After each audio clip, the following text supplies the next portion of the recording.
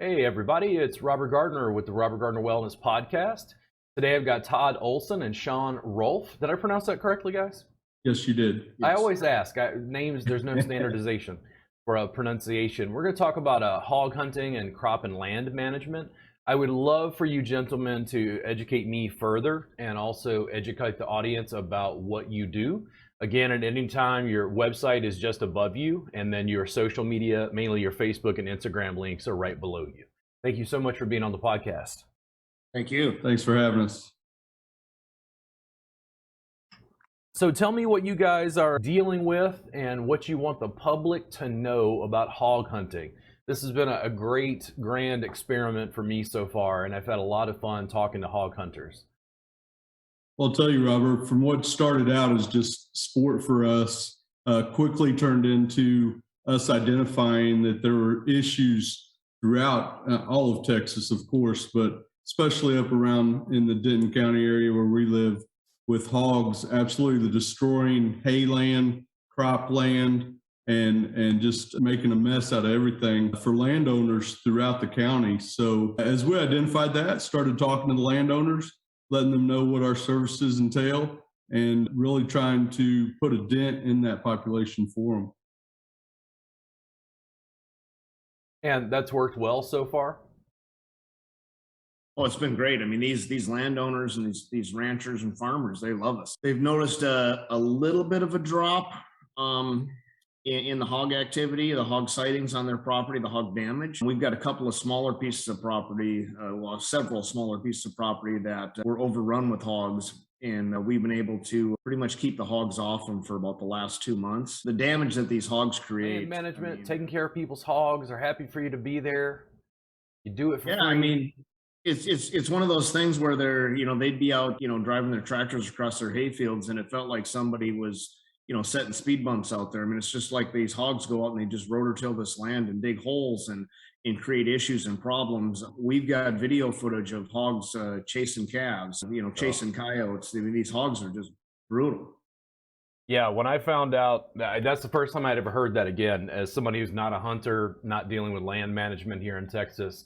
When I started hearing that, I was like, oh man, just so many layers of the hogs causing problems for farmers and ranchers, landowners, and then how do they deal with this really pernicious issue? They've got all the usual problems that a farmer has because a cow gets out of the fence or whatever, but adding that to the top of the list and thinking that hogs could actually kill calves was new to me.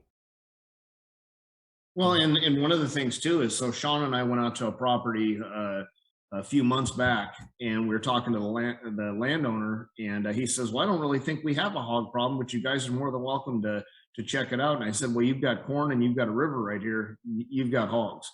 And he said, "Well, just go out and see what you guys can do, but we don't really see them." Well, we got out there the night that we went out there to look it over. The guy who leases the land had corn on it. And he was so happy to see us. He said that he actually had somebody come in with a drone and fly over the cornfield. And he said that a third of his corn is gone. He said he's going to have to, file a claim for crop insurance. And that night we went out there. We were only out there a little over 2 hours, and we killed 17 hogs in 2 hours. And that was just groups of 2 or 3. We didn't even see any big groups. The hogs just kept coming. They kept coming out of the river bottom into the corn, and they just destroy so much. And that's the trickle down effect. When the farmer has a loss, it's just like anything, supply and demand, prices go up. The only time I remember encountering this, there's a Richardson's farm north of Austin here. I forget what small town in Texas it's in. And I grew up in Louisiana, so we get like a huge amount of rainfall in South Louisiana and Baton Rouge. And when I went to his farm and was learning about his more sustainable, hog raising, he mentioned that it was a dry land farm, and I didn't know. I was like, dry land? I was like, seems like most of Central Texas is kind of dry. And then he had like cornfields where they would plant corn and let it, grow. But what I come to find out was it just meant it wasn't irrigated. So they would let the corn get to a certain size, and he would set his hogs loose through the cornfields to go ahead and eat whatever corn had grown. So that's the only connection I currently have to what you just said. Like, I can't imagine the scale. And when I talked to Jeremy Jeremy was saying that some, farmers think that essentially like 50% of their crops would be gone if they didn't manage their hog problem. Oh, 100%. Yeah, this particular gentleman had to file an insurance claim for that field. He lost about $30,000 just on that one field. Well, and another one of our farmers that we're doing land protection on, he's got several Milo fields, and he figured the same thing. He figured it was his losses this year were between $30,000 and $40,000 just to hogs. So they just get in and they just destroy everything. Yeah, it's unbelievable. But one thing you got to keep in mind is we're not eliminating the hog problem. Yeah. We're controlling it, and we're controlling it because hogs are smart. I mean, you got to give them a little bit of credit because they're not an easy animal to hunt, and we're pushing them off of those properties because we're there so much doing the controlled shoots and taking care of them. But they'll be back if we don't continue to check it and follow up. Those pigs will come right back to it after a couple months of no pressure. Well, and one thing that I don't think people realize is how fast hogs can populate. You take an adult breeding pair of hogs, a sow and a boar, and she drops, between 6 and 12, maybe 15 babies, 2.5 to 3 times a year. And those babies, they have about a 4-month gestation period. So 4 months she's pregnant, she's dropping babies. 3 months after that, those babies become fertile, so they can become pregnant. So it absolutely just starts magnifying. And one adult breeding pair of hogs can produce 100 hogs a year. Through their babies and the way it multiplies, there's 100 hogs out of just 2. So you take these groups. We'll see groups of, the biggest group we saw was 300. But we'll take a group of 30, 40, 50 pigs. Imagine how many hogs they can produce out of just that one group on one piece of property. It's unbelievable. Yeah. And they just overrun everything. And what a lot of guys don't realize too, a lot of these deer hunters, those hogs will run those deer right off their feeders. They'll run them right off that land. I mean, they take over. They are the alphas out there. I mentioned this to Jeremy again as a novice. When I thought about hog hunting and I was learning from you guys, one of the things I was struck by is I don't think of squirrel hunting and the squirrel potentially attacks you, or deer hunting and the deer potentially attacks you. Hog hunting had a little edge to it because I was like, it's possible. It is. We've had it happen. Yeah. We've had them come at us, and especially if we take out a group of clients, we don't let them go into the bush. They don't go into the brush. They don't go into the river bottoms. We do that, and we've had several chargers over the last few years, and that's why we carry tactical shotguns when we go into the brush. Yeah, because you just never know. The background I have is more along what I told you guys is more like the food side, more of a foodie looking for food ingredients, a lot of farm to table kind of stuff here in Austin. And then when I started thinking about Texas Hog Hunters, the Facebook group, it was trying to find out more because I realized I could get food ingredients that I'd never had. And I was like, wild pork. I don't respond as well to farm pork these days. Like commercially raised CAFO pork on corn or whatever doesn't extremely sit well with me. So I've been buying more from local farms. And then I thought about it, and it's like in Louisiana, the problem is nutria. Yeah. Nutria are invasive. They've been trying to get Cajuns to eat them for years. And I suspect they haven't come up with the right recipe or something because people aren't that interested. But with wild hogs, I was like, so you can take care of a pest problem. There seemed to be good eating compared to what I'm told. And then it was like when I started talking to people in the hog group and realizing the stuff people were making out of the hogs they were hunting, it was food items that I couldn't purchase in a store or couldn't purchase technically in a restaurant. So it piqued all my curiosity. What do you guys find when you have people coming in for hunts? They're paying you to, I think, be guides essentially to take them out for the hog hunts. Are most people like, what parts of the animal are you guys harvesting? Well, It depends on the client and their expertise on being able to cook that animal. Obviously, the backstrap, which is the loin and the pork chops of the animal, are very good. They're if you get the right size pig, they taste, I think, better than store bought. You know, you get the front shoulders, good for smoking, pulled pork, things like that. And then the back quarters are the hams. You know, if it's the right size pig, which would be around 60 to 80 pounds, you can put that whole thing on the smoker and have an awesome meal for a week. But you get those bigger pigs, the bigger, especially, you know, the big boars that are 150, 200 pounds, they can sometimes get a little stinky. So, you know, we pretty much got to figure it out when you walk up to the pig after you shoot it, based on the smell, if it's going to be worth keeping or not. Ah, interesting. Yeah, see, and that, I know for you guys, that might just be common knowledge.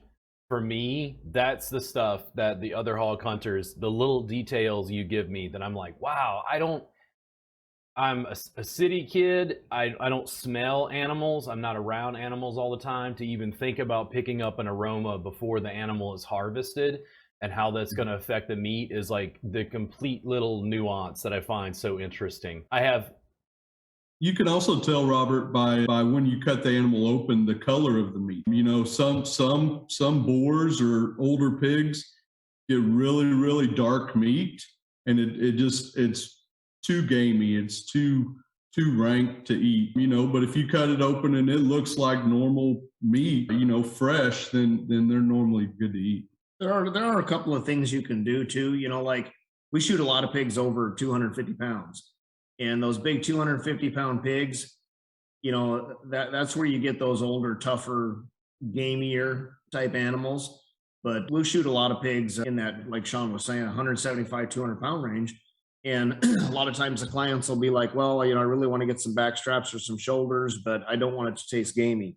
Yeah. Well, throughout, you know, the hundreds and hundreds and hundreds of pigs that we've processed and ate ourselves, if you take your meat and put it in a cooler with ice water, and you just keep adding ice to it, and you put a cup of lemon juice and a cup of vinegar in there, it'll for about 24 hours, it'll draw all that out of that meat and take away a lot of that gaminess. So then you can use, you know, the back straps and shoulders out of some of the bigger pigs. But it's like Shon said, if we walk up on a pig and it stinks right away, we're not even messing with it. We just haul them off to our little kill spot that we leave all of our dead ones. And Yeah.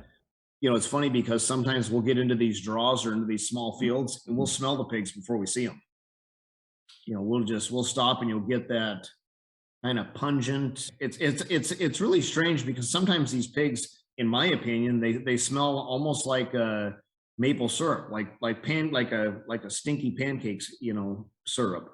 And we can smell them a lot of times before we even see them. Yeah, the food side of it, when I talked to Daryl talked about making pancetta and a few other things. And the processing side, as somebody who's interested in food and cuisine, I think my edge, if I went out into the woods and figured out with you guys the hunting, is like trying to figure out how to take that gamey meat and see if, quote unquote, there's a way to salvage it. I appreciate a challenge, and I think the diversity, because you can't treat it like farm pork, essentially. Like, you know, you guys aren't making, I found this out, I had to ask, like, if you could make lard, and they're like, yeah, typically they don't have enough fat to make lard. Or, you know, something like pork belly to be able to make bacon. They just don't have enough fat typically to be able to do that. So if you're dealing with a leaner cut with a gamier flavor, then it's like, well, how do you prepare it? That's some of the artistry that goes along. I've realized more when I've talked to other hog hunters and people dealing with land management, how much Steve Rinella's show Meat Eater influenced me. I didn't realize how deeply he made me interested in hunting in the biggest way, because it wasn't just, you know, running out in the woods with guns. There was that part of it where it's fun, but there was this wide path of sustainability, ecology, knowing about the animals and the land and the cycles, the culture that goes along with it. And he always seemed to be very respectful of that. And as somebody interested in food in Texas, I just kept going, man, carnitas, tacos. It's like, it seems like for me, the most quintessentially Texan thing in the world to be able to harvest some deer, harvest a wild hog and be able to make Texas style food for your friends and family. It's part of the cultural side that I'm so interested in. So when you guys even talk about, the smell of the hogs or those sorts of things, I think Daryl in particular was saying that he just felt like just a little bit like he was kind of boring me. And I'm like, man, my synapses are going off. Like, this is the most interesting stuff to me. It's completely outside of my frame of reference for what I deal with food. So it's just supremely amazing and geeky to me. Yeah. Well, with whatever animal you ever harvest, the quickest thing you can do to preserve that meat and to make it a good meal later on down the road is to get that meat cooled down as quick as you can. You have to gut that animal and you have to get the hide off, get that meat on ice within, 30, 40 minutes, and it's going to change the whole flavor profile of what that animal tastes like. And why is that? Because the heat, so the hide actually holds the heat into the carcass, into the bones, into the meat. And, if it's not an instant kill, that animal is going to dump a lot of adrenaline and get a lot more blood into its muscular system. And you want to minimize the amount of blood in that meat as much as you can. And that's what cooling it down does, is it keeps all that blood from soaking into that animal and giving it that gamey, harsh taste. Yeah. When you take down a hog, are you typically going for the headshot? Is that the preferred method, or is it going towards the heart? It just depends on the shooter. We take a lot of new shooters out, people that's never hunted before. So on them, we've got three spots that will show them. Obviously we're using a weapon system that'll take a pig down pretty much anywhere you hit it. But a headshot is good if you're confident in your ability to make that shot. Shoulder shot or a heart shot, heart lungs are usually pretty good kill shots for us too. So many factors. So you take down the hog. Let's say you had a good clean headshot. The rest of the hogs, in my opinion, or I guess, just scatter, right? Like if you had 10 hogs in a field, you shoot one, the rest of them just run for. I mean, it's probably almost impossible to shoot them while they're on the move, right? No, we do it all the time. No, you're like, nope, had a lot of practice. Well, and you figure like with our guns, they're all tripoded up. So we've got tripods for all of our guns, and you're not really having to worry about your gun, bouncing around. It's just actually pivoting and following the pigs. And then you've got to figure out how far to lead them as far as how fast they're running. Yeah. But and a lot of times too, most of these pigs don't have very good endurance. So if you can get them out into a big field, they'll only run so far before they start slowing down or walking, or maybe they'll even stop. Yeah. So you can get follow-up shots on them. Because we hunt at night only pretty much, and we use thermal scopes. So it's like daylight at night. And we can see them very clear, and they get confused on what's happening. Yeah. So a lot of times they'll just run in circles. They don't know where to go. They don't know what's going on. So, I mean, it gives you plenty of shot opportunities to take down as many as you can. Yeah. It's just so interesting to me. I know that when I was originally in the hog group, I didn't understand why everybody was hunting like it was predator. I don't know why they're using infrared and night vision and then I went, they're only mostly hunting the hogs at night. And I went, oh. Yeah, that's when they're most active. I mean, now when it cools off, they'll start coming out earlier and earlier. But in the middle of the summer, most of our activity was between 1 and 3 a.m. Yeah. I mean, when it's hot out, they just don't want to move. They're down in the draws and in the low spots. They just don't want to move when it's hot. Yeah, just hot. Yep. Yeah, so many questions. So you don't need a hunting license, I found out, for That's hogs. correct.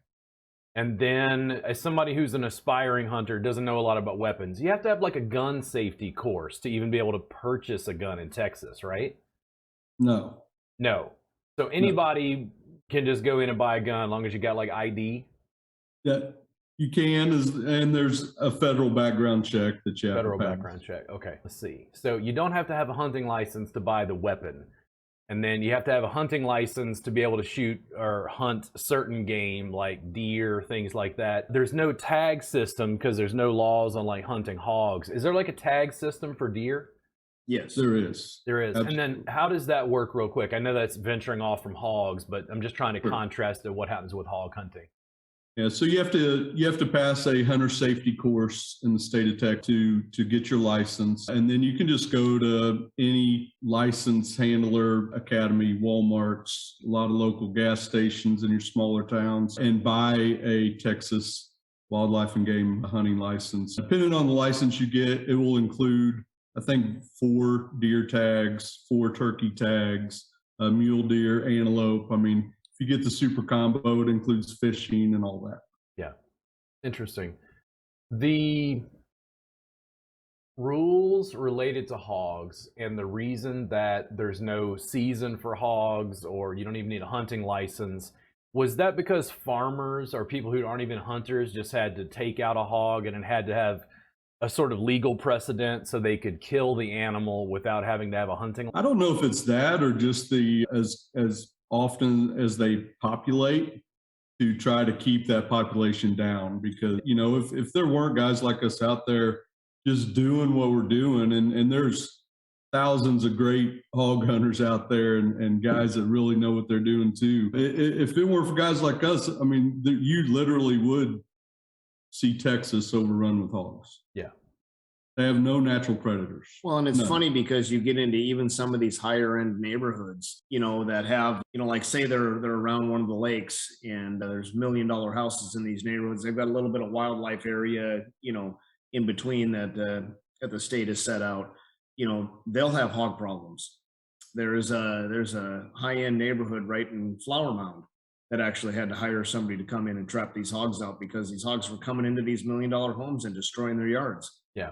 These things they're a huge problem.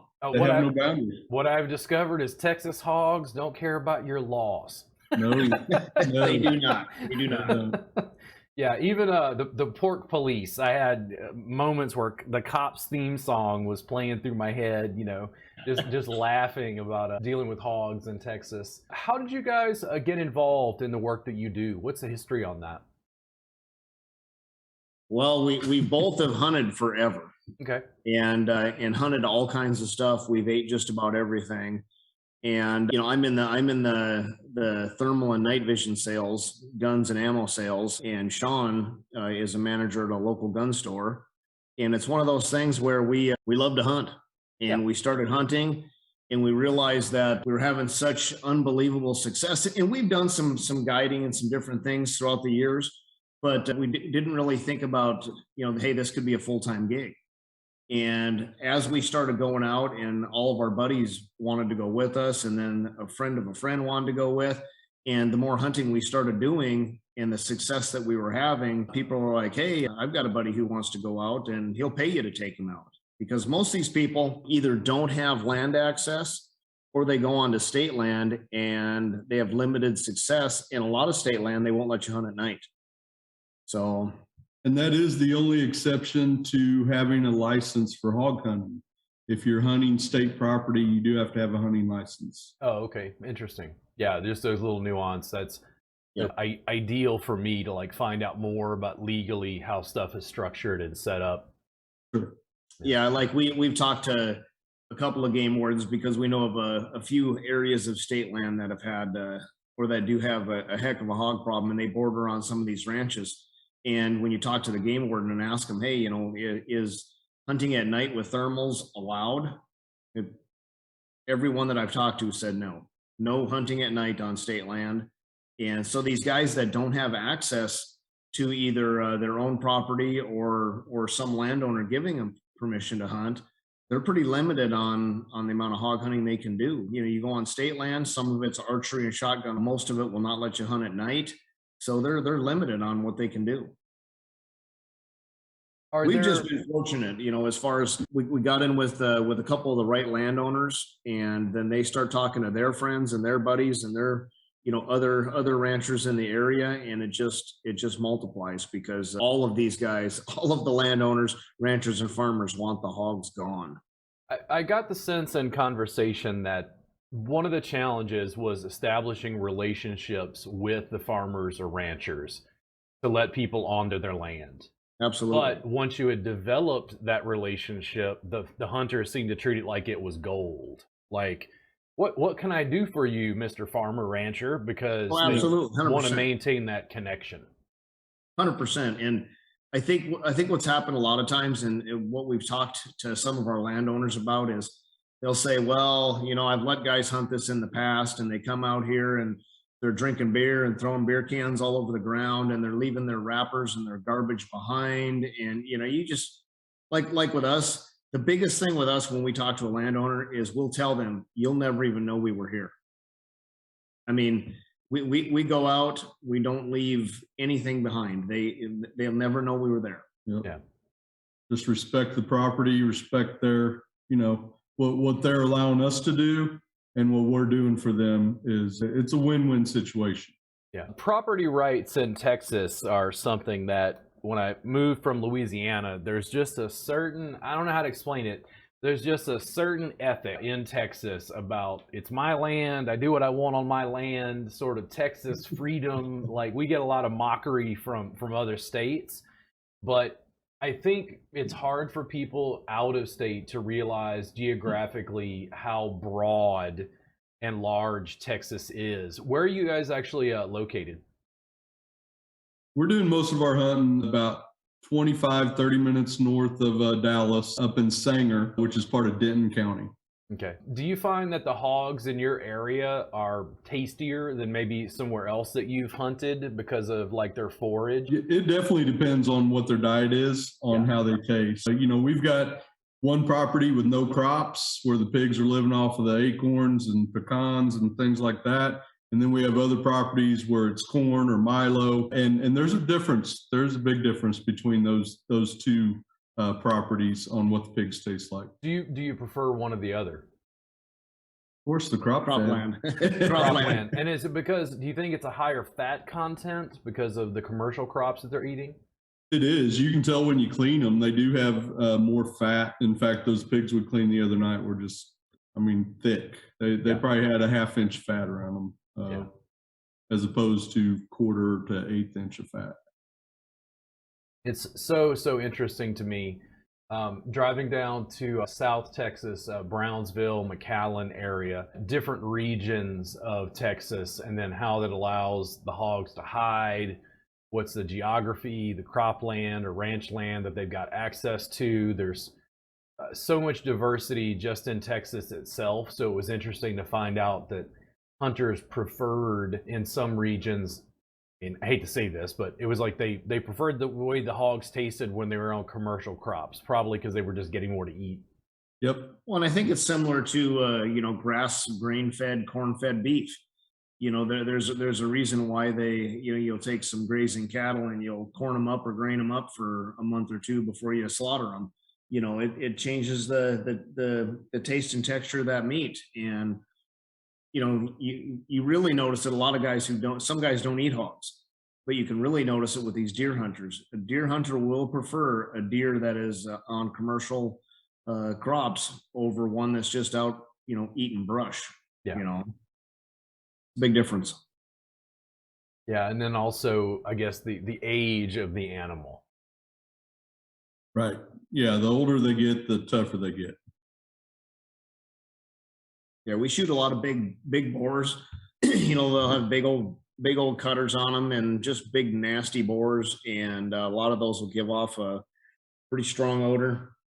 And that's where Shon was saying when you cut into them, if you cut into them, you'll see that meat is a lot darker, a lot coarser looking meat.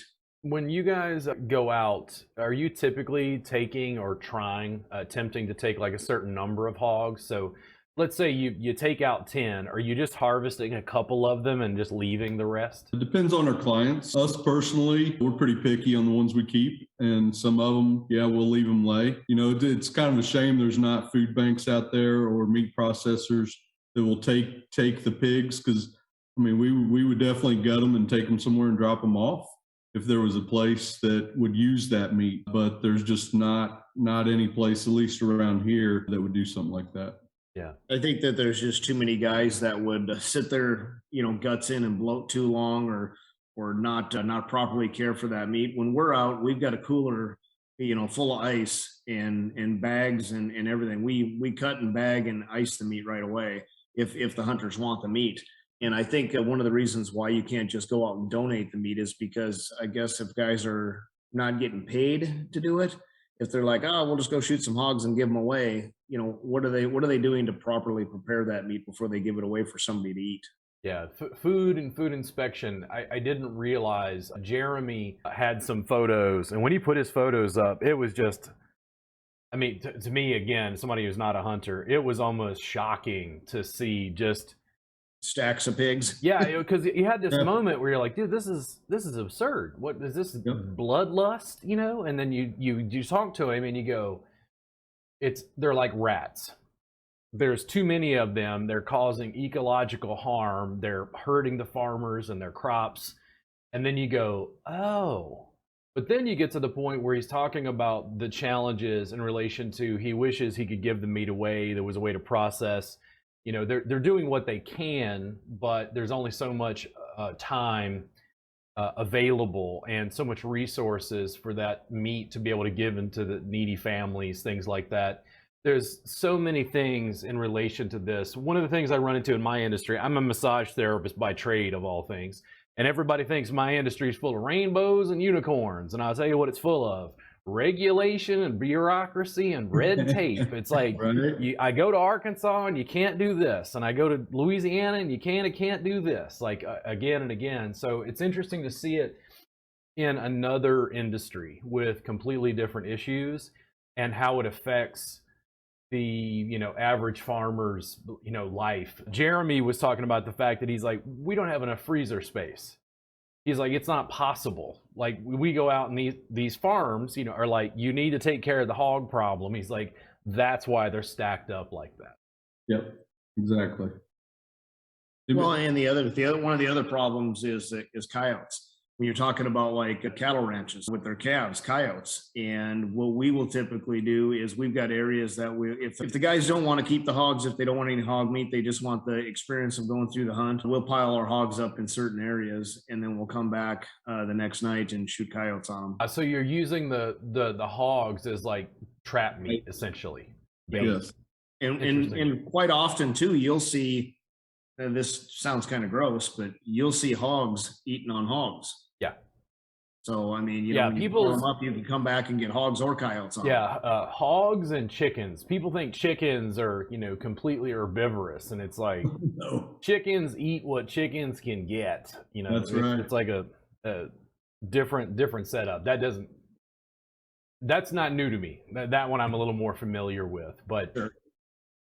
I think it's also dependent on like the hog's food supply. Just like any animal, I'm sure they've got preferred foods if they can get a hold of it. And if they had a choice between living on acorns or going digging up a farmer's peanuts, they're like, no, those peanuts are tasty. Yeah, right. Yeah. So many questions. There's this other side of Texas that feels like it was right under my nose, but completely hidden. And I've been completely amazed at having the conversation with hog hunters, the challenges they face. What are some of the more controversial issues amongst hog hunters that hog hunters might have disagreements about between each other? So warfarin came in. Was warfarin, am I pronouncing that correctly? Like poisoning the hogs? Yep. Somebody else mentioned, is it sodium nitrite as a potential poison? Yep. Yeah. I don't think poisoning's the way to go because there are other things that live on the hogs after they die. Yeah. So you're not just going to poison pigs. You're going to poison the coyotes. You're going to poison the buzzards. You're going to, I mean, there's a whole line of stuff that's going to fall into that poison line. Hunting and trapping. Correct. Yeah. Yeah, it's just that when you're using poison, it's just there's no way to regulate it. There's not a product out there that, as per se, just the hogs will eat. Yeah. It's not like you're putting something out that a deer or a coyote or birds or whatever are gonna get into and say, oh, that doesn't taste good. I'm not gonna, or it doesn't smell good. I'm not gonna eat that. Yeah. There's no way to control what's gonna eat on that. As technology grows, I mean, there are effective ways of trapping.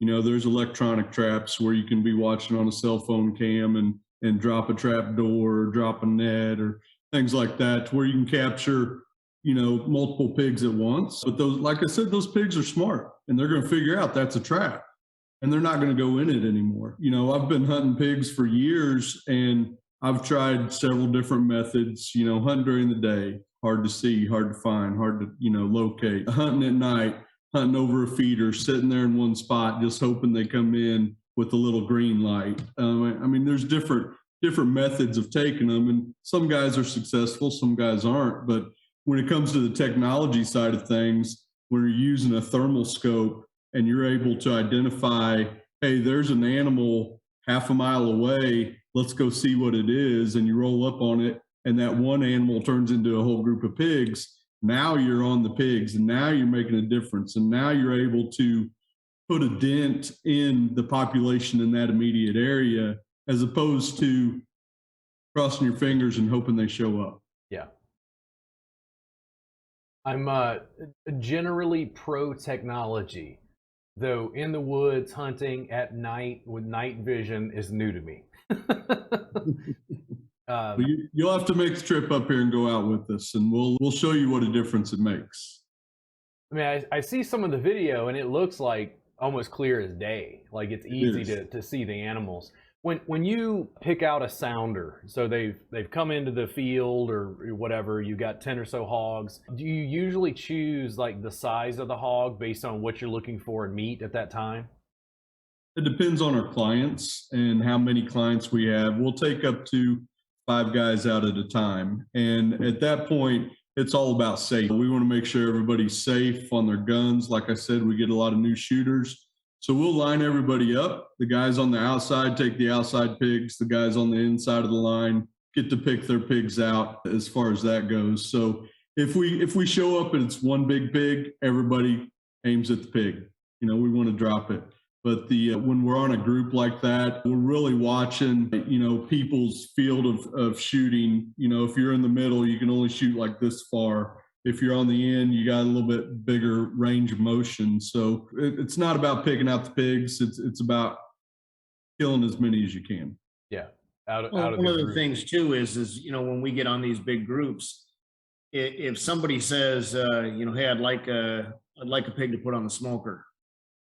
Okay, then you choose a smaller to little under medium sized pig. But like Shon was saying, when we get on them, it's about smacking as many as you can. And we like the landowners that we work for, we like to get out and take out those big sows and boars. So that way we're, trying to cut down that breeding process. So we like to take out some of the bigger ones first.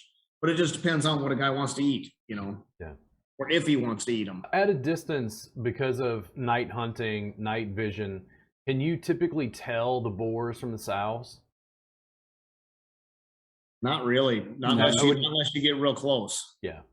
A lot of the sows, though, will run in groups. The boars are typically by themselves. You see a lone pig out there just wandering around, 9 times out of 10, it's going to be a big, or not a big boar, but a boar. Yeah. When you're hunting, is there a preferred millimeter shell weapon of choice that you guys are using? Again, I don't know anything about guns. I know that you got it on a tripod there. Is that preferred? Is that semi-automatic? Yep. It is the semi-automatic AR style. When you get into calibers, though, everybody's got their opinion on what's best. Each caliber has different bullet weights, different, types of bullets, full metal jacket, soft points, hollow points. I mean, there's so many different variables and different choices when it comes to calibers and what's effective. For us, we seem to steer towards a 308 caliber and also a 300 blackout. A blackout bullet is the same platform as like a 5.56, but it's a heavier bullet and it hits harder. Yeah. So that's what you want, something that's going to hit those pigs hard and knock them down. there are other great calibers out there, 6.5 Creedmoor, 6.5 Grendel. I mean, that's a good way to start up a storm on a Facebook page. I finally hit the controversy. Yeah. Yeah. Here's the best round, because the best round's what works for you. Well, and the thing is too, is we're not, especially hunting at night, we're not taking 200-yard shots. You know, there's a lot of times we'll get within 30 yards of a group of pigs. I mean, we're right up on top of them. We try to get all of our clients within 60 yards, and it just depends on what the wind is doing, how the pigs are moving. You know, there's no need at night to take long distance shots like that. You know, and I've heard all kinds of different things and read things on Facebook. Everybody's talking about shot placement, and everybody's like, oh, I just shoot them in the ear hole.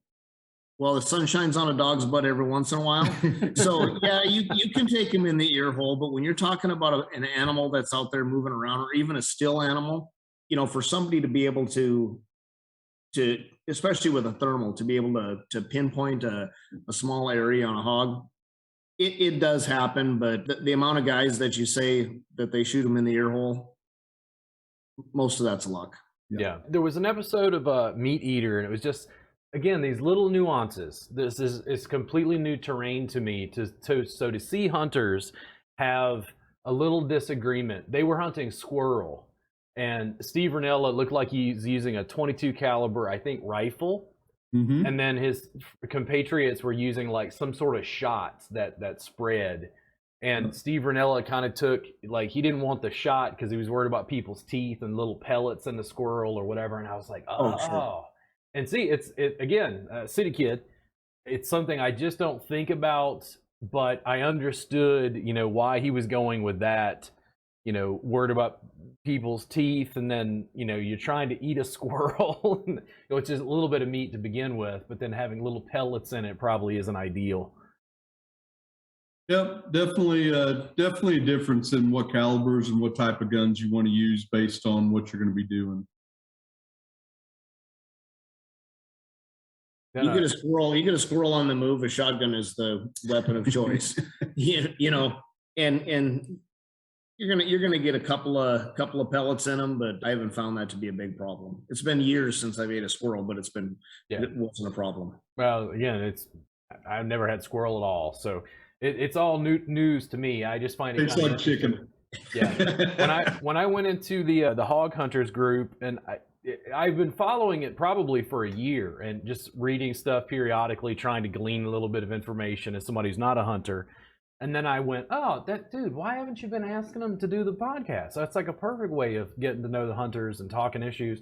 But as soon as I went, hey, I'm Robert Gardner, I do a podcast, they were like, see with the game warden, is he trying to find out what we're doing? Like, there was a little bit of like weird suspicion, and I'm like, whoa, what did I walk into? And slowly they've warmed up to me. But I think somebody in the past has apparently done a podcast and made hunters not look good, is sort of what they said.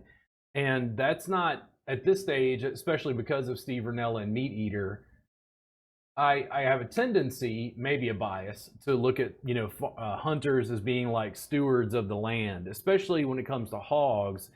Everyone I've talked to so far keeps talking about the connections they have with these farmers and ranchers, and how there's this sort of allegiance, if you will.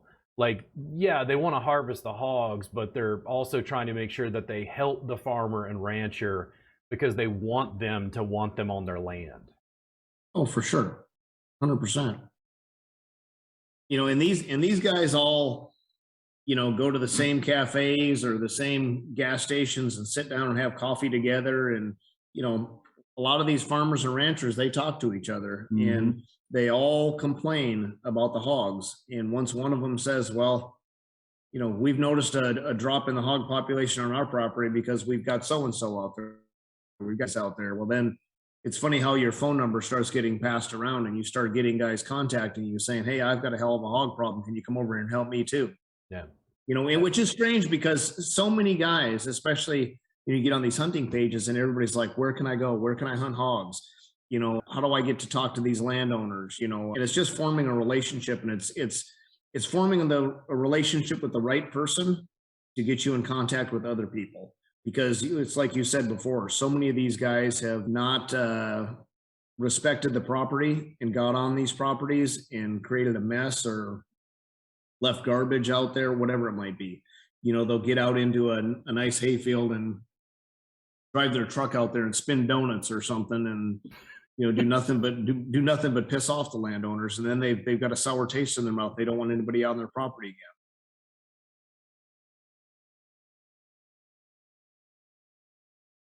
I'm trying to compare it to what I've seen in Louisiana, and I think there's not only a shift in culture from Texas to Louisiana, but what do you see from, are you getting a lot of hunters from out of state? Yeah, it's funny because just this last month alone, we had 2 different groups from Kansas, a group from Missouri. We had a guy come in from Florida. We've had a couple people come in from California. We've got some Minnesota guys coming down. Where else? Yeah, I mean, Oklahoma. But that pretty much, I mean, they want to get a part of this Texas hog thing. Yeah. And, the key is finding people with the property and the access to get them on it.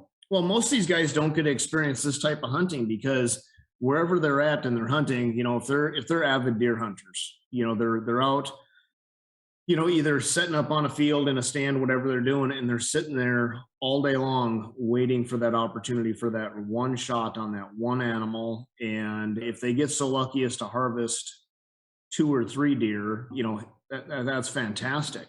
But when it comes to these pigs, to be able to come out and say, well, there's no trophy fee, no, there's no limit, no, and then they can come out and who knows, shoot 6, 8, 10, 12 pigs in one night. Very, very different hunting experience.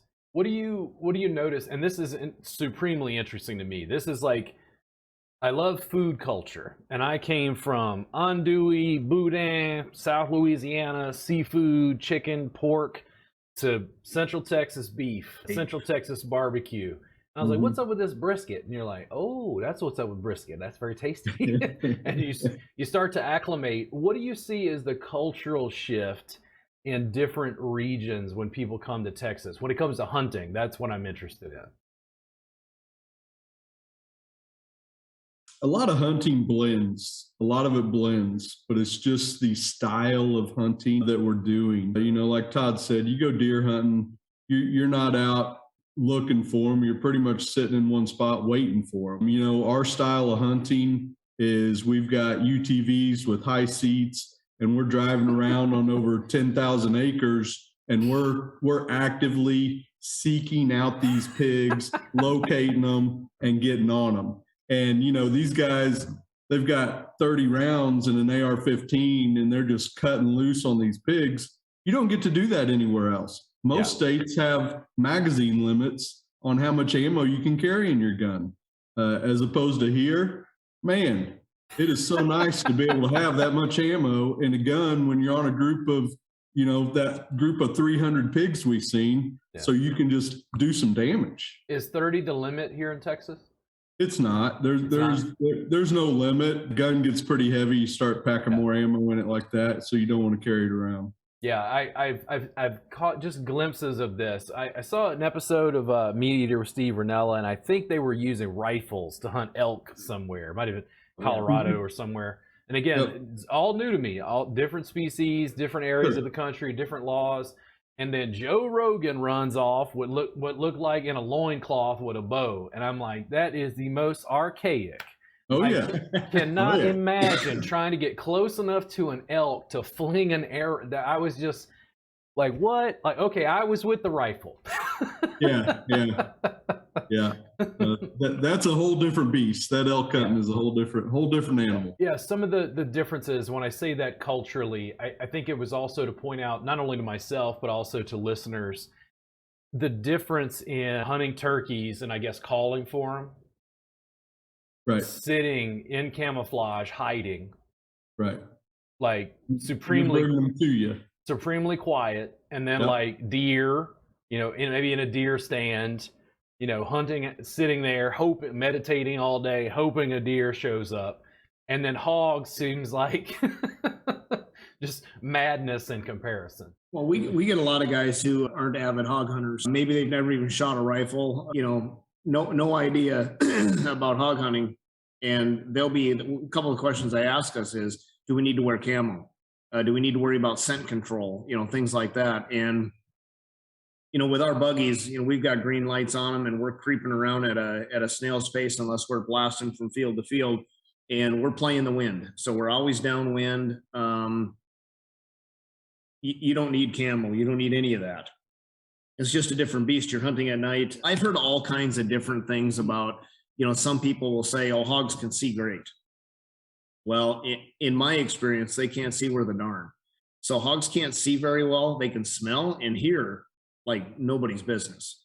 But as far as seeing you, especially at night, they're not seeing. We can get right up on these things. And we've had them within, 20 yards of us, and they're just sitting there looking at us like, is that something? What could that be? Yeah. Especially if we put out a call. If we put out a hog call and we draw them in, they'll come running right in, and they're just looking for other pigs, and they're standing right in front of us. They have no idea. So when we get these guys that come in from out of state, a lot of them are questioning the scent control and the camo, just like you would if you were, deer hunting, let's say in Missouri or Kansas or something of that nature. Hogs are completely different. Across state lines, because you have different jurisdictions, the states that border Texas, do they have wildly different laws in regards to hunting hogs? Absolutely. Absolutely. So I don't think like Oklahoma, and I'm not sure about Arkansas, but like we were talking to those guys from Missouri, and Missouri is quickly turning into a very liberal state, and they're more about protecting the hogs that are moving in up there, which is going to get out of control quickly. That there's a lot of restrictions on killing wild hogs up in that part of the country. So instead of learning from what we're going through, what states like Florida are going through, where the hogs are just out of control, they're gonna regret that. Well, they did an eradication program up in Kansas a few years back with helicopters in southern Kansas, and pretty much thought that they took care of the hog problem, and they have no hunting season. Matter of fact, it's a $5,000 fine to shoot a hog. And now these guys that we've talked to from Kansas and Missouri say that, the hogs are moving in and they can't hunt them. They can't hunt them. And farmers right now are seeing, they're reaping that right now. They're seeing that. They're seeing the damage that these hogs can do. And, it's like Shon said, you give an inch, they take a mile. And before you know it, you can be overrun. Imagine having 1,000 adult pigs moving into your area, and what does that do in a year's time? How many hogs do you then have after a year's time? Oh my gosh, it could get out of control in a hurry. Yeah, laws and jurisdiction, just little changes in hunting culture from region to region. That stuff is just amazing to me. Even because hogs are invasive, we also had a conversation with someone else. Is it chital, which is like an antelope that was imported from India? They were released in South Texas, I think, and they're an invasive. But my understanding was they're extremely good to eat. Do you know what their common name is? No. It's some kind of antelope or something in South Texas. Atlas. Axis deer. Oh, okay. Yes. Yeah, axis deer, and people are saying that the meat is. I got one right there. That's what they look like. Yeah, they're saying that the meat is just amazing. And then my assumption was people didn't seem to have a problem with it being invasive, and I'm like, okay, hold on, let me clarify. It's not destroying land, and they're like, yeah, it's not causing problem for any other species or farmers. They're just good to eat. Have that. Yeah. Then you have the awdads, which is this guy here. I don't know if you can see him from the light. Those are also, not native, and they are actually destructive. They are pushing all the other animals out. They are reproducing a lot. So, it's open season on aoudad too.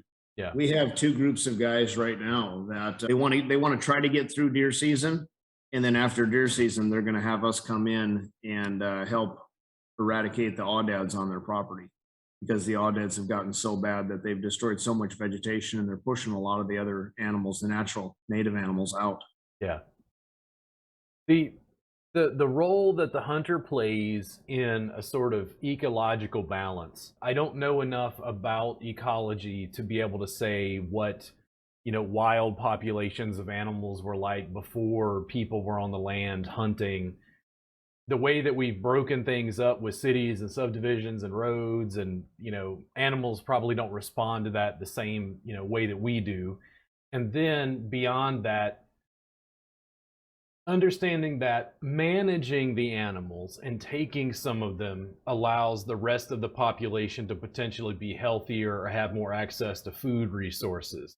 Looking at the hunter as harvesting instead of, I don't know, there was a sense with people years ago, kind of hippie kids I'd hang out with, like, hunters were evil, cold-blooded, just killers who. Well, what a lot of these guys don't understand, I think, is that, when you take years ago and you've got so much land, and as we take more and more land and build more and more subdivisions and these cities grow, that land gets smaller and smaller. So what happens? Now the food starts to shrink.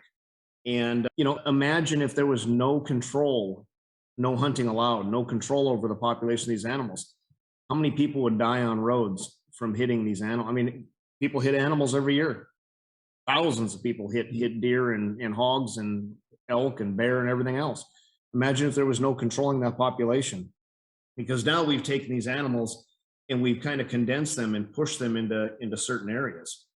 Well, not to mention that, the genetics, because, deer will breed brothers and sisters and things, and it will start messing up the genetics of that animal. And you'll actually see it on properties that don't ever get hunted. You'll see a big buck with a massive rack, and then you'll see this guy with two messed up little antlers sticking up, and that's a genetically impaired animal. And if you don't control those, then the entire population starts getting messed up. Yeah. Well, in nature, my understanding, again, is, as I'm learning, other animals who are hunting are going to take out the old, the weak, the infirm. They take what's easy. Yep, that's correct. And the strongest, healthiest animals continue to breed, repopulate, and it's like that harvesting cycle is just part of the natural cycle that I think hunters get a chance to sort of insert themselves inside. As much as I'm interested in Texas culture, I am interested in the ecology and the role that essentially how humans insert themselves into these populations of animals. I don't know exactly what the range of the bison was before settlers and before they, essentially fenced off the West. But I think bison used to come down at one point all the way down to the coast. Mm-hmm. And then I've always wondered, like, what impact those herds had on Texas land now that we fenced it off and got cattle, for instance. It's like it's such a different way of animal husbandry, different animals and species. I even had to ask in one of the other podcasts, the hogs and their genetic makeup. Are they just like pigs that were released from farms? And somebody started talking about Russian like wild boar genetics and some other things like mixed in. Yeah, there's a lot to it. I mean, there are different breeds of pigs, and there are some, domestic pigs that's been released and they've bred with the wild pigs and things like that. So, I mean, I'm definitely not a biologist to get into all that, but there are different looking pigs. We see different styles of pigs out there every time we go out hunting. Yeah, we have seen a lot of pigs that have a lot of that Russian in them, and that's kind of a controversial deal too when guys talk about Russian boars versus razorbacks and this, that, and the other. And we've seen them, we've killed them. I mean, we'll shoot hogs that look like just your average feral hogs, and then we'll end up dropping a pig, and he'll have a big old huge long snout on him and a 5-inch mohawk going down his back. I mean, we've seen all different styles and all different kinds of pigs. Yeah, just so many questions, so much nuance. I'm dying to hear what the conversation is like when I'm not recording a podcast and I'm a couple beers in, hanging out with Texas guys, talking shop, especially since for me, as somebody who's not a hunter, I can also tell that a lot of the people who've gotten it, or so far, the ones that I've interviewed, it seems like you have hunting in your families and it's been passed down. It's something you've done since the time you were kids. The thing I did as a kid, I fished. That wasn't really in my family, but somehow I picked it up in South Louisiana. We had a pond in our neighborhood. So I was at least exposed to a little bit, but hunting, I think I've only been hunting once, and that was, I think, for rabbit in Louisiana at one point. Yeah, that's the thing. I mean, the hunting population of hunters, I think, is really dying off. I think, a lot of that's not getting passed down to kids. A lot more kids today are spending more time on the internet or playing games or whatever instead of getting outside. And, it's really sad when you think about it, of the direction we're going with that and not having that extra layer of control out there when it comes to people going out and hunting. Yeah, We've taken out several brand new hunters and and kids and things like that, and it's exciting to introduce them to the experience. It really is. I assume, again, based on my limited experience, my a deep sense, and I started thinking about why I was interested in hunting. And I think some of it for me during COVID, I live in the city in Austin, fairly isolated, even more isolated. My business was transitioning online. I was using the same sort of tech to teach people online. And because in-person classes and in-person clients diminished, I also think that my interest in hunting peaked because I wasn't getting enough guy time. I wasn't getting time to hang out with guys and, go to the football game or whatever else. So it was like I wanted to be able to have social contact that felt like it was beneficial. And I think hunting plays that role. In addition to the number of hunters decreasing, I've also heard things about farmers generally, because farmers, agribusiness and how things affect small local farms, like farming is declining generally as well, as we have larger and larger plots of land that are being dealt with by agribusiness. That's true. I mean, it is, and the farmers that are out there are very protective of what they've got. Yeah.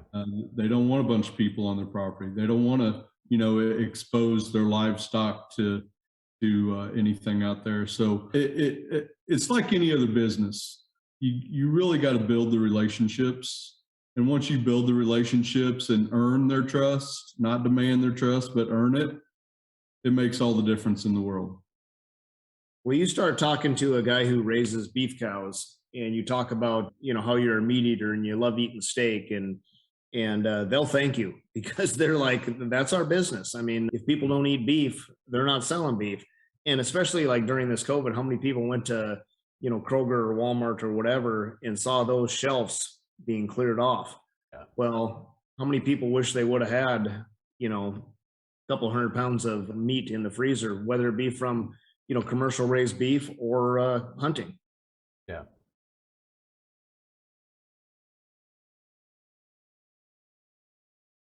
What, as we're getting towards the end, what do you wish the public knew more about? What is this thing that you feel like the mass media is just not picking up about hog hunting? The stuff that you wish the public knew. I wish more people would introduce their kids and their family members to hunting in general. Just getting out and letting these kids see that there is more to life than video games. There is more to it than just, sitting around on the couch.